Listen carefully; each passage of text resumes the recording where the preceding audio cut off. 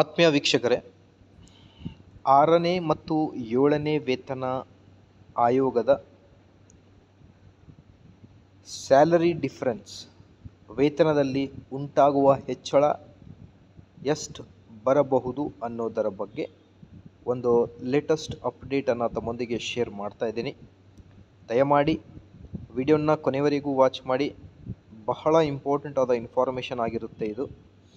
ಇದರಲ್ಲಿ ನೀವು ನೋಡ್ತಿರ್ಬೋದು, ದಿನಾಂಕ 1/7/2022 ಇದ್ದಂಥ ಮೂಲ ವೇತನ, ಅದರಲ್ಲಿ 31% ತುಟ್ಟಿ ಭತ್ಯೆ, ಫಿಟ್ಮೆಂಟ್ 27.50, ಈ ಮೂರನ್ನು ಒಟ್ಟಾಗಿ ಸೇರಿಸಿ ಈಗ 2024ರ ಪರಿಷ್ಕೃತ ವೇತನ ಶ್ರೇಣಿಯ ಮೂಲ ವೇತನ ನಿಗದಿ 1/1/2024 ಅಂದಾಜು ತುಟ್ಟಿ ಭತ್ಯೆ ಶೇಕಡ 8.5%, ಮನೆ ಬಾಡಿಗೆ ವಲಯವಾರು ಇರುತ್ತೆ, ಮೆಡಿಕಲ್, CCA.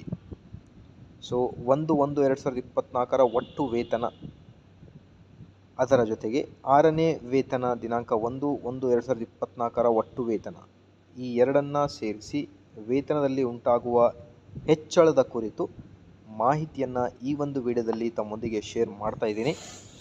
ಮೊದಲನೇದಾಗಿ ನೋಡ್ತಿರ್ಬೋದು ನೀವು, 17,000 ರೂಪಾಯಿ ನಿಮ್ಮ ಬೇಸಿಕ್ ಪೇ 2022 ಜುಲೈ 1ರಲ್ಲಿ ಇದ್ದಂತೆ ಈಗ ನಿಮಗೆ 7ನೇ ವೇತನ ಆಯೋಗದ ಪ್ರಕಾರ ವೇತನದಲ್ಲಿ ಉಂಟಾಗುವ ಹೆಚ್ಚಳ 6,940 ರೂಪಾಯಿ ಹೆಚ್ಚಳ ಆಗುತ್ತೆ.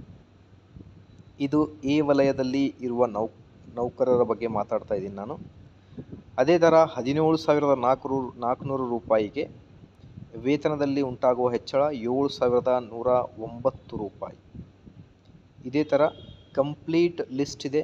ಸ್ಕ್ರೀನ್ಶಾಟ್ ಅನ್ನು ತಗೊಂಡು ನೀವು ನಿಮ್ಮ ಮೂಲ ವೇತನವನ್ನು ಕಮೆಂಟ್ ಮಾಡಿ. ನಮ್ಮ ಯೂಟ್ಯೂಬ್ ಚಾನಲನ್ನು ಸಬ್ಸ್ಕ್ರೈಬ್ ಮಾಡಿಕೊಳ್ಳಿ ವೀಕ್ಷಕರೇ. ಎಲ್ಲ ಬರುವ ಮುಂದೆ ಆದೇಶಗಳನ್ನು ತಮ್ಮೊಂದಿಗೆ ಶೇರ್ ಮಾಡಲಾಗುವುದು.